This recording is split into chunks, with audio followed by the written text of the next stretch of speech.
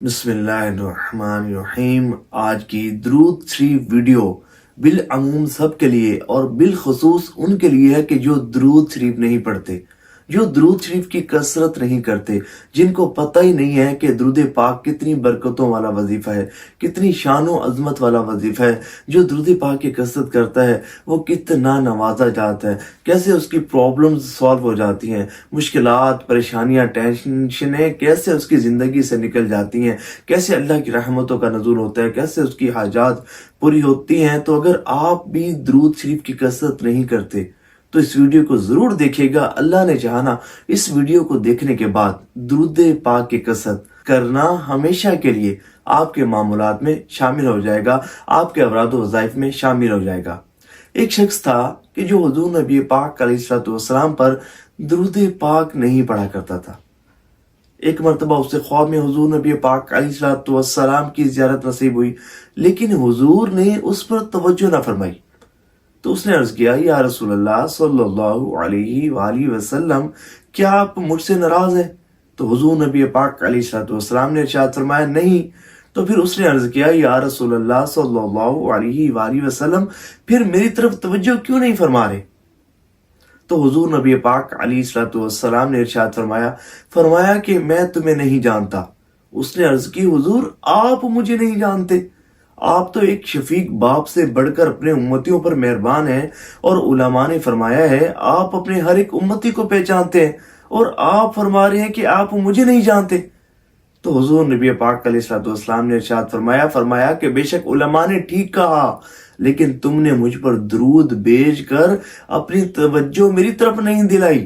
میں اپنے امتیوں کو ان کے درود پاک کی کثرت کرنے کے سبب پہچانتا ہوں۔ سنو، جو زیادہ درود پاک پڑھتا ہے اسے اتنا زیادہ جانتا ہوں، جو جتنا زیادہ درود پاک پڑھتا ہے اسے اتنا زیادہ جانتا ہوں۔ جب وہ شخص اگلے دن سو کر اٹھا نا تو اس نے ذہن بنا لیا کہ آئندہ میں کثرت سے درود پاک پڑھوں گا، درود پاک کی کثرت کرنے کو ہی اپنا اوڑھنا بچھونا بنا لوں گا، اپنا وظیفہ بنا لوں گا۔ اور پھر اس نے درود پاک کی کثرت شروع کر دی، توجہ سے، ادب سے، محبت سے، کثرت سے اس نے درود پاک پڑھنا شروع کر دیا۔ پھر درود پاک کی کثرت کرتے کرتے چند دن ہی گزرے تھے کہ انہیں حضور نبی پاک علیہ الصلوۃ والسلام کی زیارت نصیب ہوئی۔ خواب میں حضور نبی پاک علیہ الصلوۃ والسلام تشریف لائے اور فرمایا کہ اب میں تمہیں جانتا بھی ہوں اور بروز قیامت تمہاری شفاعت بھی کروں گا۔ سبحان اللہ، کتنے خوش نصیب ہیں وہ درود پاک کی کثرت کرنے والے کہ جہاں ان کو بہت زیادہ فضائل حاصل ہوتے ہیں، کہ پریشانیاں بھی دور ہوتی ہیں، مشکلات بھی حل ہوتی ہیں، حاجات بھی پوری ہوتی ہیں، وہیں حضور نبی پاک علیہ الصلوۃ والسلام کی زیارت بھی نصیب ہوتی ہے۔ بہت سارے لوگ ایسے ہوتے ہیں کہ جو درود پڑھتے ہی نہیں، سارا دن گزر جائے، ساری رات گزر جائے، فون پر ایور گوسپ چیٹنگ جاری ہے، لیکن زبان پر درود پاک نہیں آتا۔ کیسی زبان ہے؟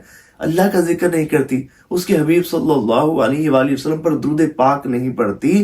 دیکھیں، یہ تو دکھ دور کرنے والا وظیفہ ہے، یہ غم دور کرنے والا وظیفہ ہے، یہ وظیفہ وہ وظیفہ ہے کہ ہر بڑی سے بڑی پریشانی اور مصیبت کو لے جاتا ہے۔